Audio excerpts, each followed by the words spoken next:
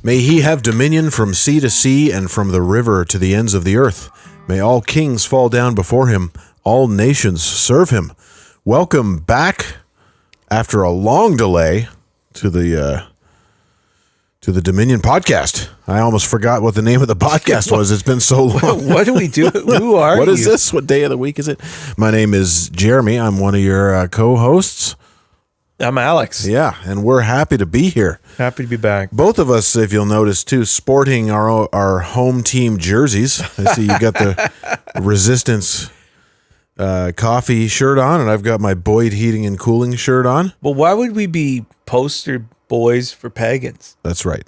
Except just take no notice of this coffee that I'm drinking here. Let's look at Jeremy fraternizing with the enemy. I hope Pastor Aaron Rock doesn't watch this and send me a scathing note. Sorry, Pastor Rock. I also bank with TD, which not because I want to, you know. Clearly, you have no principles. That's right. Well, and anyway, we're happy to be back. It's been a bit of a season for us, and various things have kind of gotten in the way. And of course, we love doing the podcast. We think it's real helpful for ourselves and for others, hopefully. But sometimes things happen, like you got to have surgery, or there are serious pastoral concerns and issues to be taken care of with your flock. So, yeah. Anyway, we're back though. We haven't given up. We didn't quit. No, we didn't break up like a band. You know? This wasn't like Yoko Ono. You've broken up with several bands. You know what? Or Funny, did you ever break up, or did you literally just kind of not? It was both. Okay.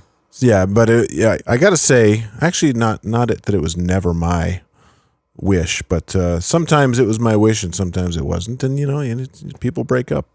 Yeah, unfortunately. So that must be the challenging part of being in a band, when if you actually think what you're doing is awesome or good or worthwhile. Yeah, and someone just doesn't, but you can't really continue without them. Or everybody thinks it's awesome, but for some reason they just don't want to keep doing it. Right. Yeah. Like, that's frustrating. Yeah. Like, okay, well, all right. And you've devoted so much time to it. Yeah. But you know what?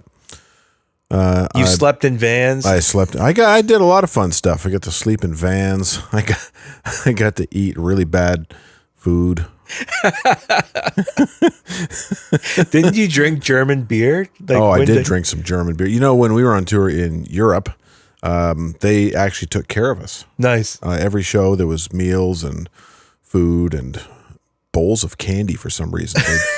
It wasn't even on the rider, but everybody gave us candy, large amounts of candy. So I don't know. The perks of being a rock star. I guess they figure you're too young to have diabetes, so might as well give them a bowl of candy. Oh, the European hospitality, eh?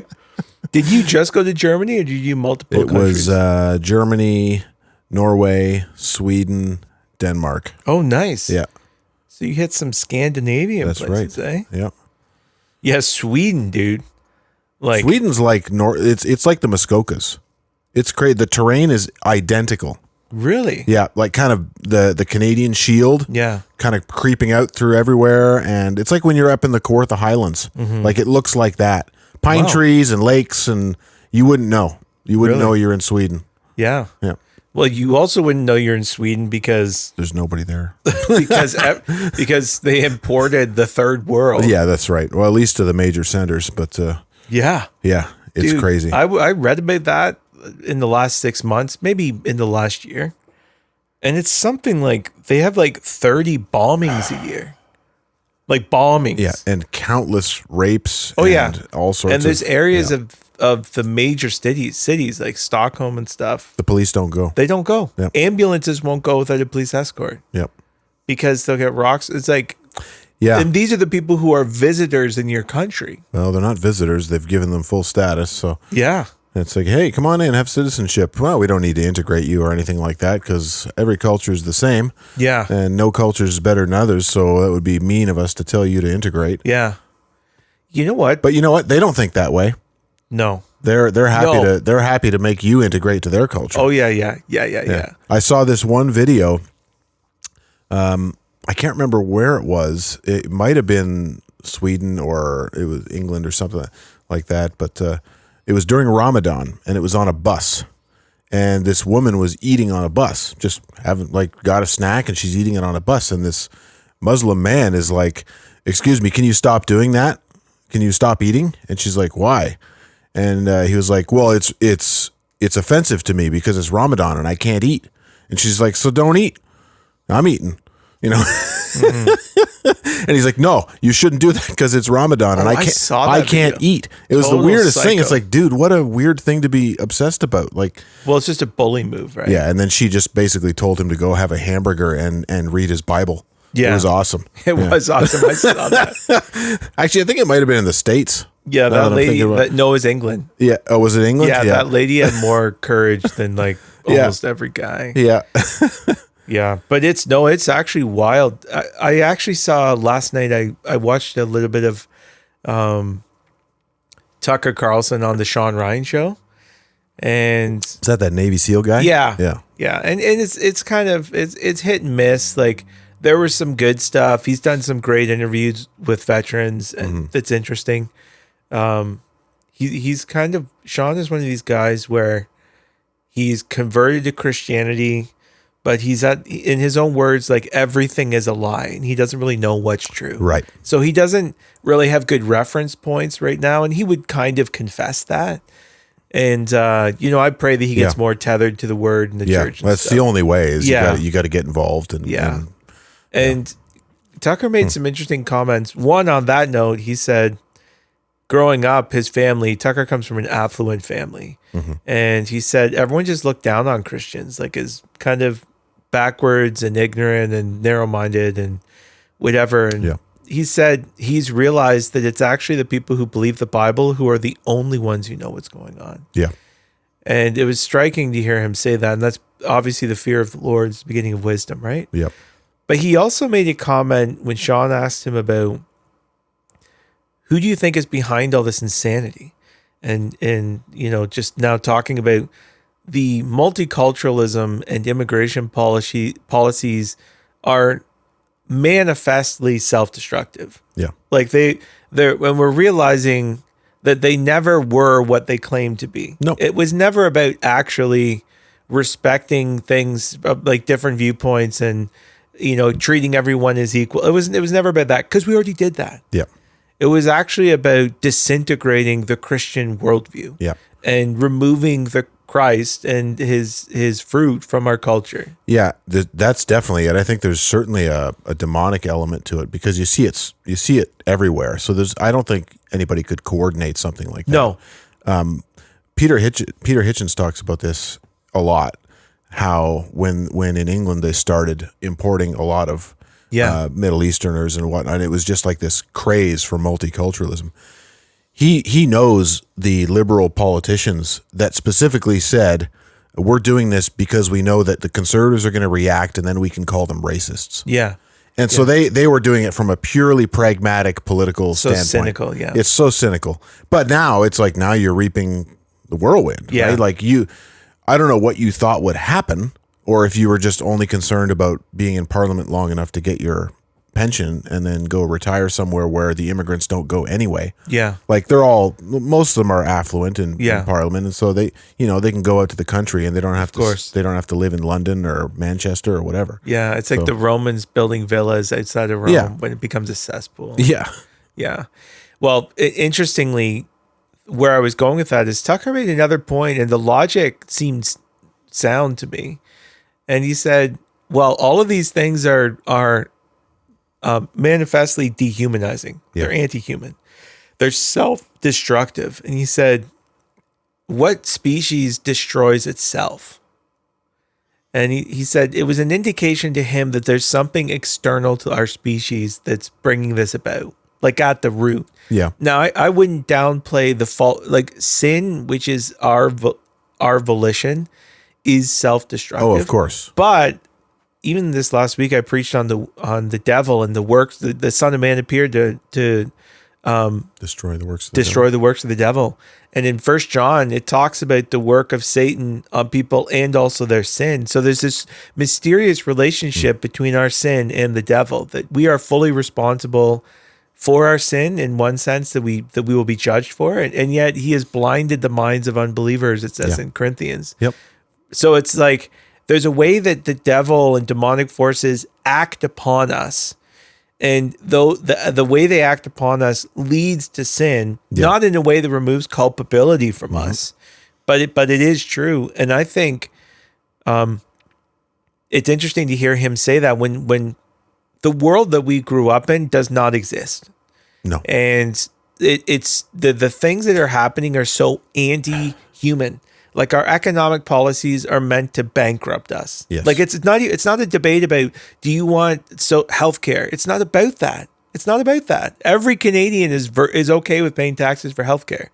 It's actually how can we destroy our healthcare? You know, even this week, like Ford announced that he wants to get, you know, an extra 100,000 scans available to people. And the opposition comes out and says like, oh, they're trying to destroy healthcare. It's like, sorry, by giving healthcare, we're destroying healthcare. Yeah. Like the whole thing, it's predicated on lies. Games. It's all lies. And it's all results in the destruction of humanity. Yeah. And everything is to that end, right? So yes, even like importing immigrants is doing that because, well, what does it do to the housing situation? Mm-hmm. Well, that's dehumanizing, not only for the people that live here, but for the people that come here and have to live in a bedroom with 5 other people. Oh, yeah. Like, that's dehumanizing for them too. Oh, yeah. And so this isn't about blaming whatever Indian students or whoever you want to point the finger at. No. It's like they're pawns in this too. Oh, 100. And they're also being dehumanized. Yeah. Well, they a lot of them know they're pawns. Yeah. Right. They know that it's not, they don't think it's because, you know, the Canadian government is so compassionate. Yeah. They clearly have an agenda that these guys are willing to capitalize on. And I don't even fault them for that. But yeah.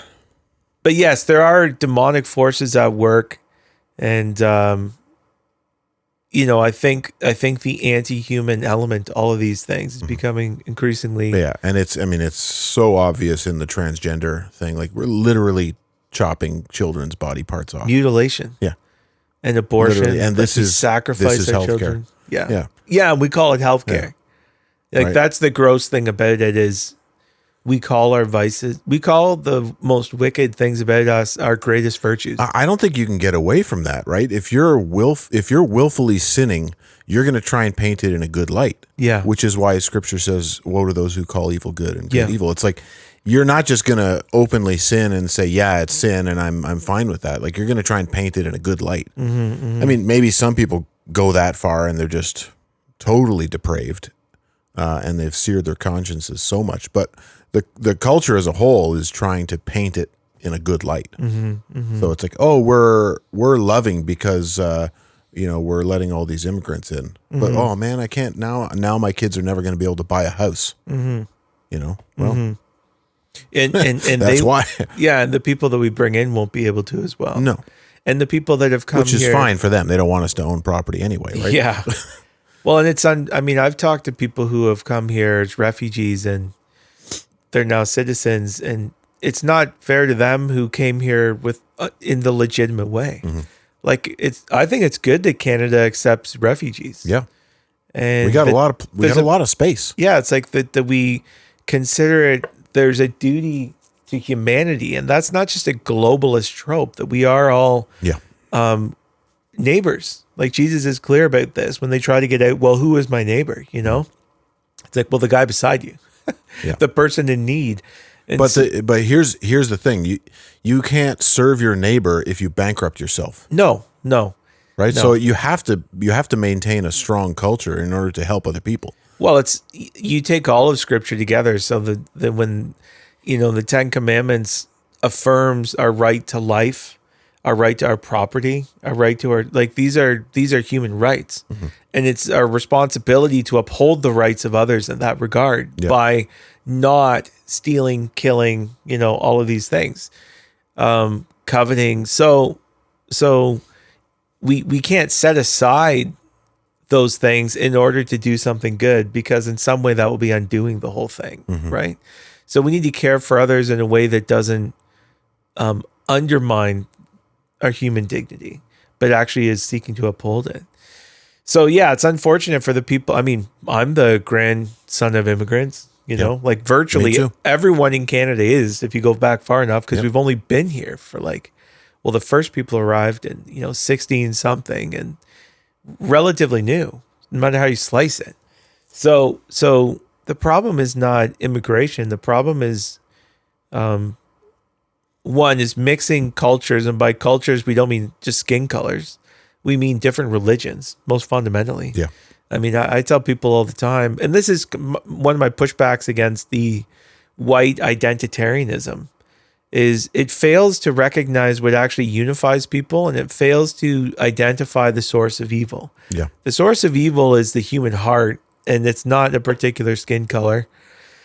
And the thing that unifies us and produces good is Christ. And so, like, I have way more in common with, an Ethiopian sister, who I can't even understand fully, than I do with some a white liberal from Toronto. Exactly. Like I have nothing in common with you, nothing.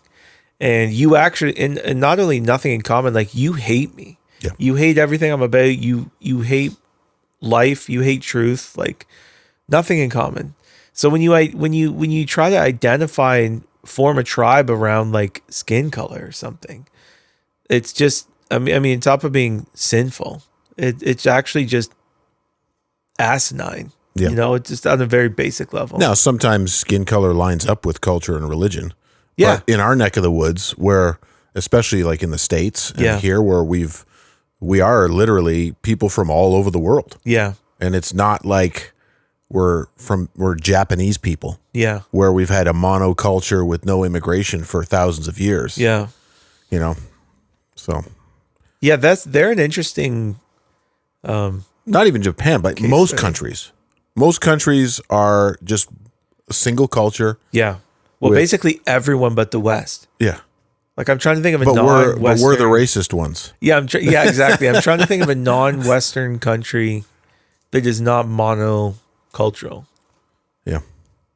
Yeah, I think you get a lot of maybe places in Asia where you've got, more tribal differences, or like in the Middle East you have the Bedouin and you have that sort of thing. But for the most part, yeah, it's a more of a Western phenomenon. I actually saw today a clip of at some football game in Turkey, and Turkey has been supportive of the so-called Palestinians and this whole thing. But the Turkish police told this guy waving a Palestinian flag to take it down, and they're like, "You're Turkish. Like, why are you waving that flag? This is Turkey. Yeah. You wave our flag." Yeah. And I'm like, I actually agree with those guys. Yeah. Jordan Peterson had an awesome rant that I retweeted on the Resistance Twitter last night about like, why are we putting up with flying different flags? And he said, did we lose a war? Yeah, I saw that. And he's like, oh yeah, we did. The answer is yes. The answer is yes. Yeah. We did lose a war. Yeah. But it was so poignant. It's like, yeah, we have a flag. It's a Canadian flag. And there's something, even there, the anti-human, it's something insidious about putting, like, as an ideology, symbolizing that and flying it. Yeah. You know what I mean? Which is why we honestly just need to burn them all. Again, they don't care about Palestinians. They care about a cause, which is global Marxism. Well, I was talking about the pride flag, but yeah, well, that one too, it's the same thing. Yeah. Yeah, it's the same thing. That's why you can have people flying both at the same time. Yeah. There was a glaring contradiction there. It is like absurd when you see like the gays for Gaza people and stuff. All right. Why don't you go down there and help them out at their food bank? See what happens. Yeah. Oh my gosh. By the way, did you ever read that Israel history book? So I have it on my nightstand and I have been plodding through it. Yeah. And it's pretty wild, eh? It's wild, but one of the things that struck me as I read it, and that was before October 7th, and I've thought about it since, is that the moral difference between Israel and other people is that Israel actually explicitly says that genocide and murder are wrong.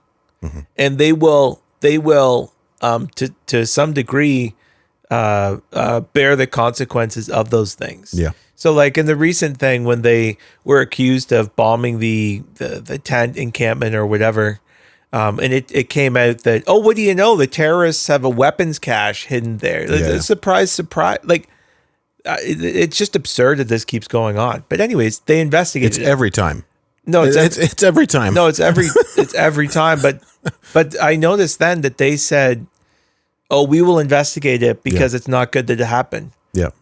Putin doesn't launch an investigation when his missiles take out an apartment building. No. Like America doesn't launch an investigation when they torch some people in the Middle East. Yeah, well, they drone kill some guy No, and his family. Yeah. Nobody does that. Yeah. But Israel has to do that. But not only do they do that because they have to. So anyways, in this book, it's talking about. By the way, it's called Israel by Martin Gilbert. It's a really good history book. Yeah, it's fascinating. Yeah. And he talks about this explosive incident where one or two soldiers were responsible for, I think, shooting someone in Gaza. But they were condemned by Israel. Like Israel put them on trial and condemned them. Yeah. And I forget what the penalty was for it. But it's like, that's the difference. When those guys come over here from Gaza and drag some women across with bloody pants, they have a parade. Yeah. When we do something that is potentially immoral, we investigate and we punish, even if it's our team. Like that's just the difference right there. Yeah. So it's like in every war, are there casualties? And in every war, are there? Do I think that? Am I willing to like plant my flag behind the Israeli state as the government? No. Yeah.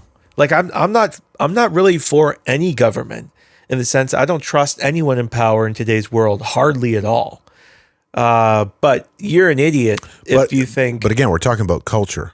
Yeah. So, Islam doesn't really have a just war theory. Yeah. That's something that develops out of the Bible. Mm-hmm. And so the Israelis are operating from that worldview. Yes. The Gazans aren't. No. And even though individual Gazans may understand justice, as a culture, they're operating on a whole different worldview. Yeah. Yeah, it's a tribal worldview. It's like we can do no wrong and you can do no right. And now we're going to import 5,000 Gazan families into Canada because we're so loving and open. Mm-hmm. But it's like those families that come here aren't immediately going to adopt a Christian worldview and start thinking about, oh, when is it right to attack? How do we avoid civilian casualties? They're not going to think like any of that. They're going to have their same worldview they had when they lived over there, right? Because we're not teaching them. Yeah. Because we don't even believe that stuff anymore. So, yeah. And now they're going to have the conflict, like a whole another generation of martyrs, right? Yeah. Yeah, no, it's not. I mean, the dirty little secret is like 80% of them support Hamas. Yeah.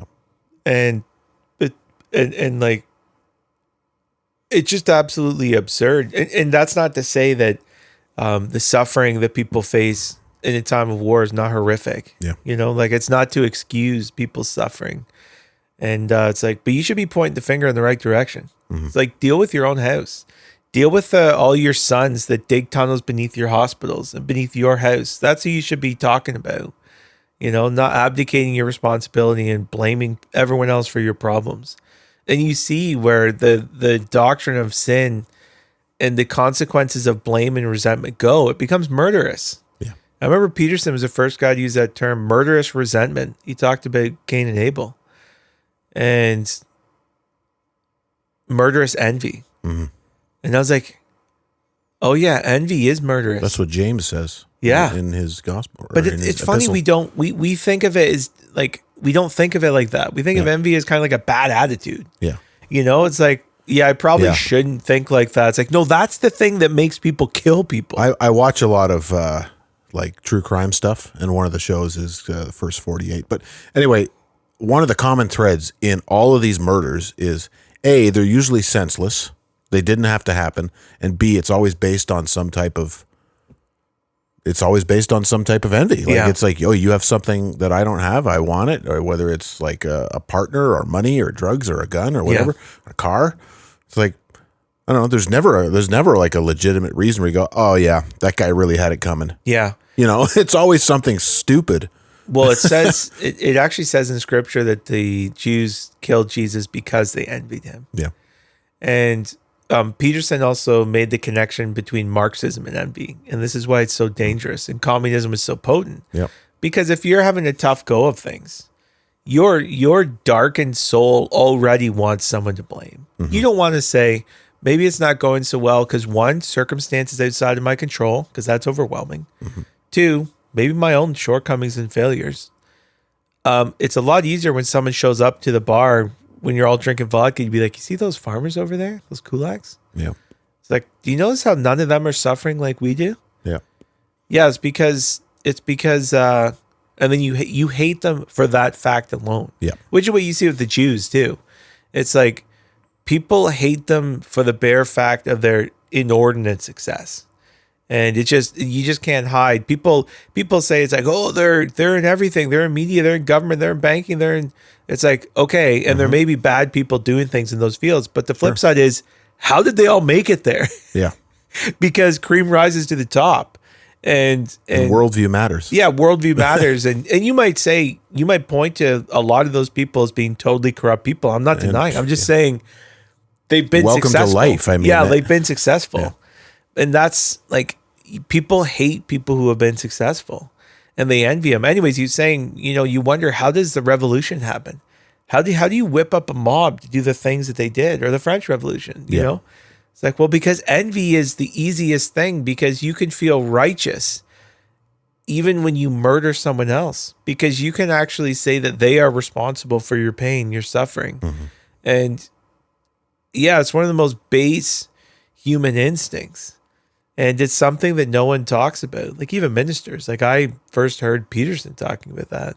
And I'm just going, well, yeah, that's just the Bible teaches, like very plainly. Yeah.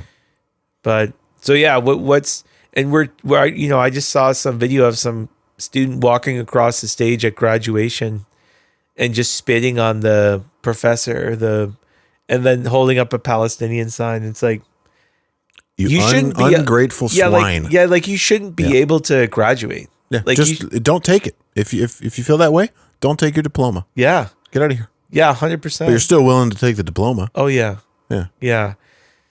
So envy, murderous, and we need to put it to death. Like we need to, even in our own rhetoric, like when we talk about the people who are, doing us wrong and stuff like this, like you got to guard against envy. Asaph, looking at the prosperity of the wicked and saying, why are they doing so well and we're suffering? And I mean, I've felt that. I've felt, why is it a struggle when we're doing the right thing? Not that we're perfect and sinless, but it's like, we're trying. Yeah. It's like, well, why can the weird reincarnation cultists find a building to worship in, but we can't? Yeah. Yeah, kind of thing.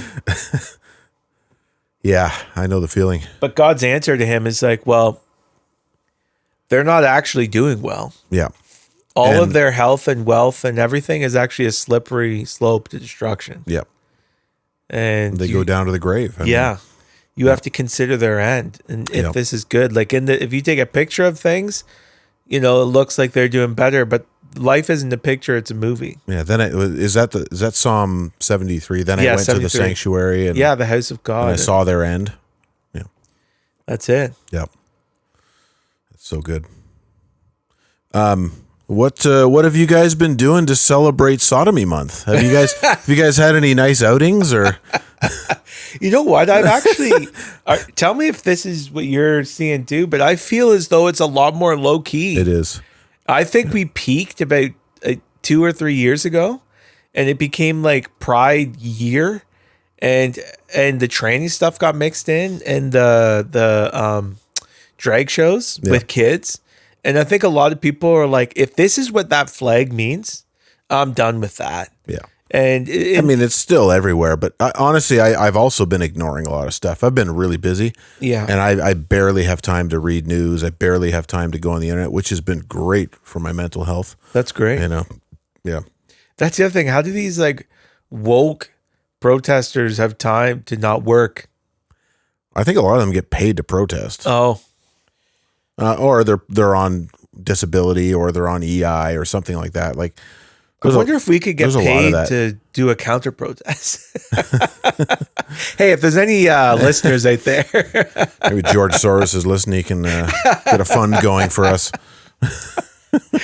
yeah, but it seems like it's a lot more low key. Like the government and companies are going to do their thing. Yeah. But I feel like my awareness of it this month and where my circle is, it's a lot lower key.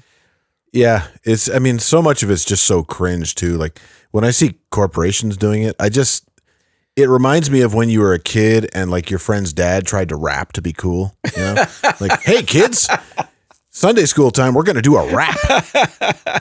You know, my name is Jer and I'm here to say, yeah, it's like, all right, Adidas, cool. Oh yeah, it is super. It's just a giant virtue signal, and Yeah. I think virtue signaling in general is losing its touch. Like I think there was a time. Why do you think that is? Because I think people see through the charade. I think people realize you're phony. Like if you look at the beginning of 2020, when they come out and say we need to keep people safe, people think you literally mean keep people safe. But now they realize at least part of it is messaging and to project yourself as morally superior, to appeal to some superior virtue and to commandeer it for yourself such that you identify with it and therefore it justifies everything you do. But it's not immediately apparent that's what you're doing. Mm-hmm. But I think when people realize that that's all you do and they disagree with you, it's like we should fuel prices are going to go through the roof and food and all this stuff because save the planet. I think people are kind of like, are we saving the planet? And then they realize we're not saving the planet. It has nothing to do with that whatsoever. And they're like, oh, that's just fake. You're just listening to the propaganda. The reason the grocery prices are so high is because the Loblaws people keep giving bonuses to their corporate people. Yeah. That's why. Yeah, that's why my cheese is so expensive. It's just sad that is allowed in Canadian Parliament. Yeah, it's such a juvenile, ignorant, stupid way of like. Does it feel like they have a personal beef with some of the people that own Loblaws? No, it's like Jagmeet's whole thing is I'm going to be the defender of the weak against the powerful. But he only talks about the one family, like the one grocery family. But the groceries are expensive everywhere. No, but that's what he's trying. He is the guy who showed up in the bar and says, let's go kill the kulaks. Yeah. He's that guy. Yeah. And the grossest thing about him is he knows it's not true because he's actually a smart guy. He's an idiot because his positions are the dumbest things. Yeah, he's using it to gain power. Yeah. But that's kind of a special kind of evil. Yeah. So, no, I don't think. Yeah, it's insidious. Build resentment against the person at the top, and it's potent. Mm-hmm. And, but yeah, I mean, I'm kind of glad the pride stuff is a little bit more low key because we're definitely at the place where we just need to start burning flags, and we just need to actually just say these aren't our flags. Yeah, we have a flag. It's not our flag. They ever catch that guy that did the burnout on the on the pavement? Legendary. That guy's awesome. I think there's been more, and I love how it's like a massive dually. I know, 3,500. And I love he parks on it first. He's probably thinking about it. He's like, "Well, here we go. Let it rip. Let it rip." Yeah. Person's following him, trying to get his license plate number. Yeah. I know. Oh man. Oh, it's so good to get caught up, Yeah, brother. It's been too long. Yeah. Heard any music lately you've enjoyed? Anything new? I think the Gettys put out an album in the last couple months. Yeah. And the team's been playing some of their songs at church. I like it a lot. And I don't know. Okay, so what makes a song a hymn? Is that have to do with the style of music, or is it the content, or what is a hymn technically? I don't think it's the style of music because it's a biblical term. So I think it's probably more content. Okay. And like, what's the distinction between a hymn and a spiritual song? I don't know. I've always kind of understood it as a psalm is obviously the Psalms. A hymn is maybe like great indeed we confess is the mystery of godliness. Like something really scripturally based that people would sing.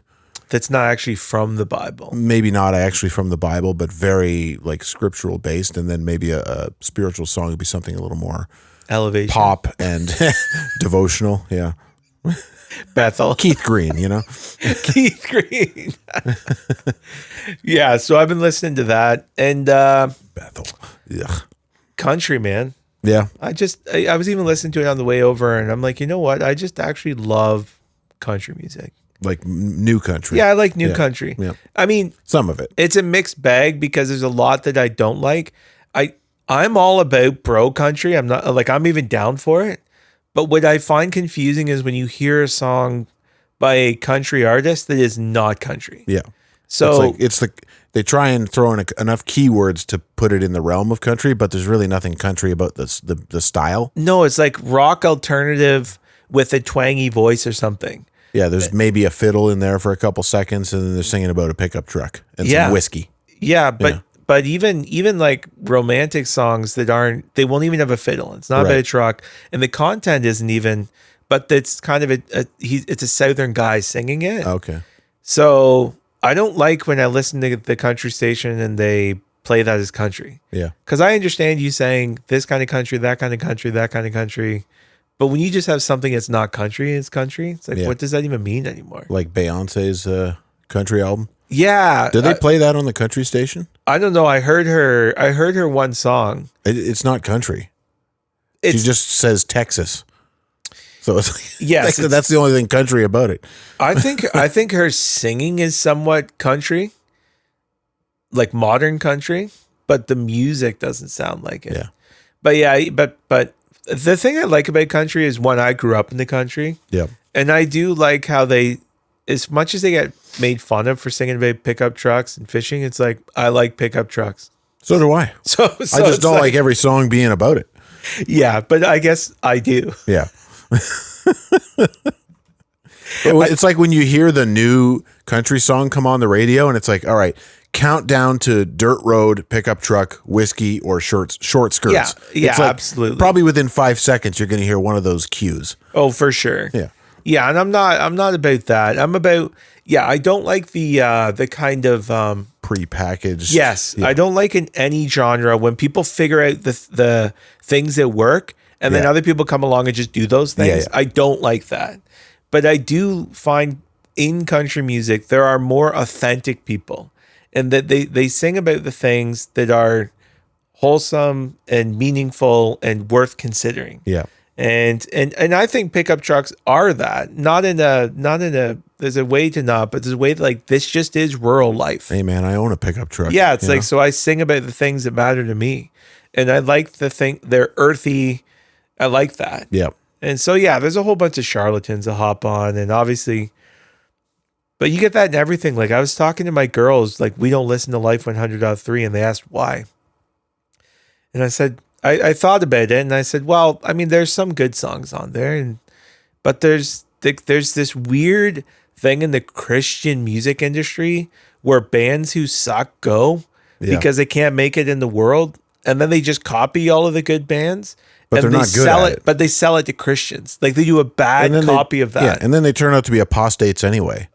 It's like these, like, But it's like everyone's like that. Yeah. You find out 20 years later, they're all like that. Yeah, what I see this week, the Jars of Clay guy is like sporting the Pride shirt. Are you serious? Oh yeah. It's like, I mean, if you could just think anybody in pop Christian music from the last 30 years, probably 19 out of 20 of them are just cultural Christians going with the flow. There's not really much conviction or No. introspection there. No. In my opinion. No, and from they what I just, see. and I think what was gross about it is they're doing it for a buck. Yeah. It's like, you're Extra, kind of extra greasy. Yeah, it's like you're the kind of person who comes in front of all these youth group kids who do believe it, and they think you do and you don't, like you're a slimy person. And then you're like, I deconstructed. I saw Yeah. I saw the lies of the church, and it's like, all right.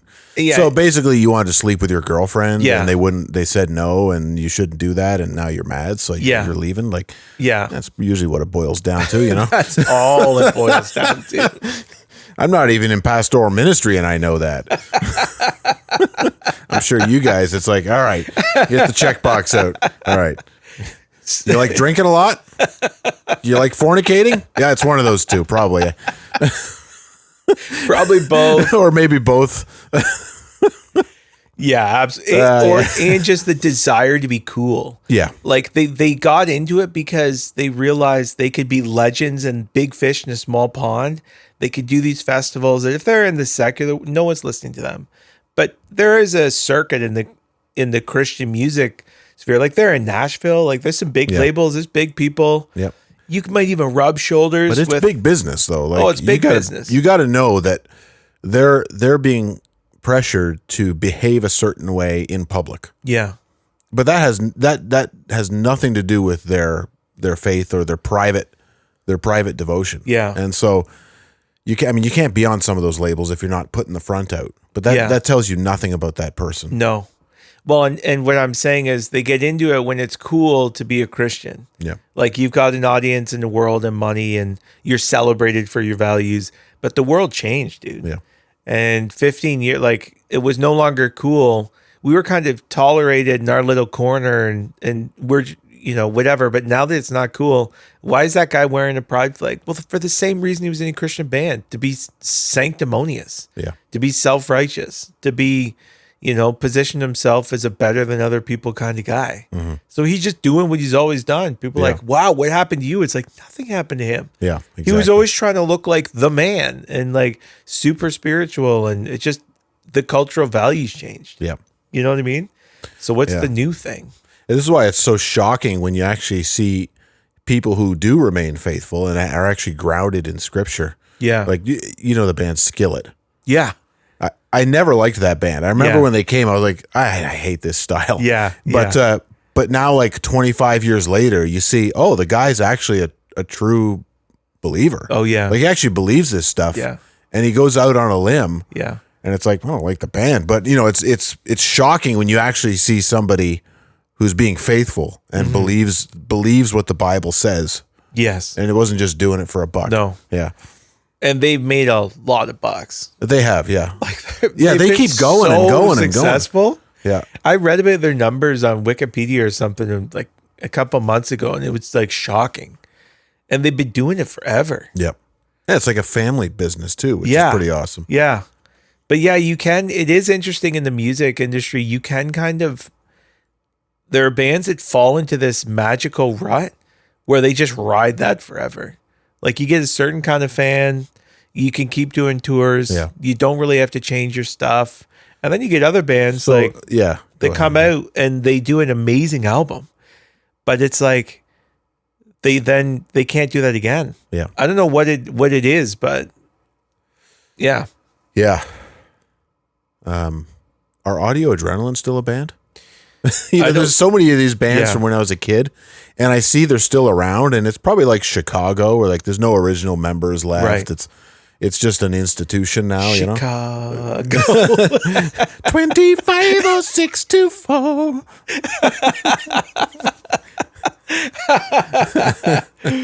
Oh man, is that true? Their band has no original Oh members. no, it's been a long since they've had I any feel that'd original be members. so weird. Yeah, it's like what are we doing here? Because like, at least if you joined, like if you replace the drummer, you are joining something that's real. But I guess if you do that enough with all the members, then eventually now you've got no original members. But yeah, Do bands make a lot of money? Like, do you make typically? I know there's the exceptions, but do bands typically make their money touring? bands that can attract a crowd, yeah. Okay, so it's ticket sales that bring in the revenue. Oh and yeah, merch and sales. merch sales, but you're not making money on album sales. Right. I mean, nobody sells albums anymore anyway. It's all digital stuff. But But that's why people hit the road. oh Like yeah, that's where the money is. Yeah. Yeah. yeah. I mean, with some exceptions, like anytime your stuff gets licensed for commercials or movies or anything like that's where the real money is. So Right. music publishing is where the big money is.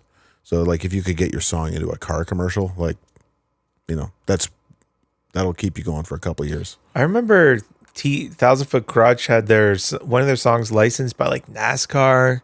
They had this like a couple of years there where he was putting out these bangers as far as like catchy. Yeah. I mean, he's a good songwriter as far as like the hooks and stuff. And I think NASCAR or the NFL, pretty sure it's NASCAR, the Fire It Up song. And I'm like, that must have been good for you. Yeah, probably. You know, even the local guys, Hawk Nelson, Yep. they had, Yeah, they're still going. but they had one licensed as well by someone, the sports team or sports something. But it's weird that just Peterborough people did that. You want to hear something funny? Yes. So, for those of you who don't know, if you're a musician and your music is being sold or anything like that, you have to sign up as a publisher with a company called SOCAN, which is the Society of Canadian Artists and something. Anyway, their job is to collect your royalties for you and then disperse them to you. Okay. And so they sort of keep track, you know, they look at radio plays and all that sort of thing. And, you know, or if your stuff is played on a show, they would collect your money for you. So I've had a SOCAN account forever. And back when we were actually making albums and touring, you know, every 4 months or 3 months, I would get a check for like $4.50 or something like that. Killing it. Just crushing it. Just crushing. There was a couple times where it was in the hundreds, like, you know, $120 because some TV show had used like when we were on Degrassi. Like, Okay. So there was a bigger. I didn't know you were on Degrassi. Yeah, we actually were on an episode, but they used our music in 2 episodes. Which band was this? Money, Money. Nice. Don't look us up. No, go ahead. It's fine. But so anyway, I hadn't, like, there was years where the checks kept getting smaller and smaller. So it was like 57 cents, you know, and all this stuff. It was just like, it was a joke. Every time the check came in the mail, it was like, oh, it's enough to buy half a coffee this time. It's just a reminder of how obscure you And are. then I think actually they were like automatically deposited. So I think I changed banks or something like that, and I stopped getting them naturally, and then just didn't think about it because I thought, well, nobody owes me any money. Like, I'm not releasing any music anymore. So last week I got a check from SOCAN for $525. Let's go. But it was probably like 10 years worth of stuff. Bro, that is the best story. I sent a picture to my buddies, the guys I was in the band with. I was like, did somebody like license one of our songs on like you know, like Degrassi, the Japanese version got released on DVD or something? Like, what happened? You know, So good. and anyway, I think it's just because it had been building up for years and years, and then they finally found me and You've sent me been the check. validated, brother. That's right. So, hey, man, kids, become a musician, and you can make $500 every 10 years. years.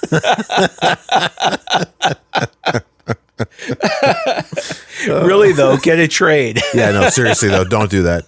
I mean, learn music because it's beautiful and honors God and glorifies Him, but also do something, you know, productive that you can support a family on and raise your kids in the nurture and admonition of the Lord. Yeah, amen to that. What was your response when you got that check? Like your initial response? My initial response was to send a picture of it to my friends and be like, "What's going on? Did somebody like get us in a movie or something like that?" But I was the only one that got anything, so I think it was just it had been building up in the SOCAN coffers for a while. That's so good. Yeah. Oh man. Hey, you were teaching music for a little bit at KCCS. You I was. stepped up to the plate. Yeah, and I had to step down for the last couple of weeks just because of my work schedule, but I'm hoping to be involved next year. That's great. How did it go? Oh man, those kids are awesome. Yeah. They're so much fun, but I am not a good teacher. Okay. As in, like, there's so many skill sets that a teacher needs that I don't have. Yeah. And so knowledge of music is one thing. So you have to obviously know your subject, but then you have to know how to convey that to different people. Yeah. And you also need to know how to keep 14 kindergarten kids from running around the room like Yeah, cats, for which sure. is the hardest part. And keeping people's attention, and it's tough. It's tough. But I got them singing a lot. I found that was an easy way to sort of keep their attention. Was I would write out the lyrics to a hymn on the board, and I would teach them one verse, and we would sing it.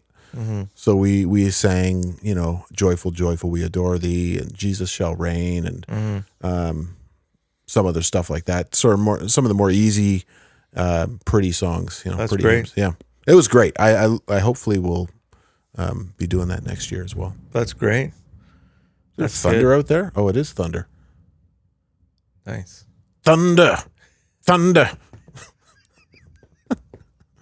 Copyright infringement. Copyright. Watch out. We're gonna get We get sued. that word is copywritten.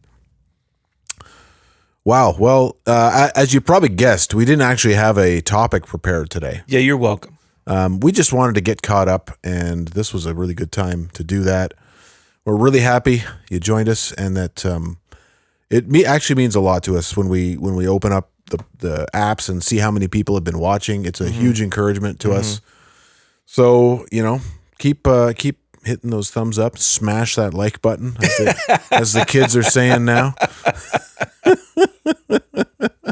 Yeah, it was good, man. Good to catch up. Good to be back in studio. And hopefully we'll be back on the horse here for the coming months. So Yep.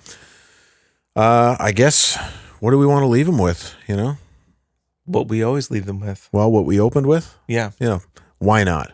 May he have dominion from sea to sea and from the river to the ends of the earth. May all kings fall down before him, all nations serve him. We'll see you next time.